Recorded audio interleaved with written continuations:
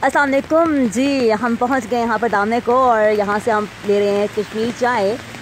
ये बन रही है, ये भाई हैं यहाँ पर और बड़े अच्छी चाय बनाते हैं। साथ में हम ले रहे हैं टिक्के सीख कबाब। तो इनसे पूछें, इनका इंटरव्यू करें।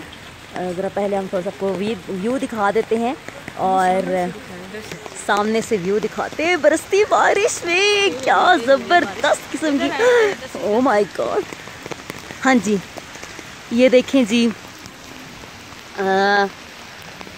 यूँ करते करते ना, ये देखें जनाबे वाला बरसती बारिश और इस्लामाबाद का हुस्न। आप देखें, क्या कहने हैं भाई।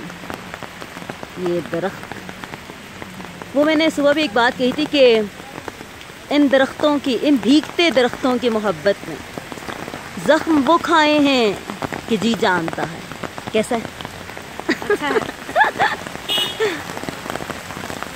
बारिश बहुत तेज़ शुरू हो गई है और हम लोग की कश्मीरी चाय और वहाँ पे कबाब बन रहे हैं और जी यहाँ धुआं निकल रहा है, खुशबू, बहुत मज़े की खुशबू आ रही है, बड़ा मज़ा आ रहा है। अभी हम यहाँ कश्मीरी चाय पियेंगे और इसको एंजॉय करेंगे। वो हमारे ड्राइवर भी बना रहे हैं वीडियो, बड़े चलाक है।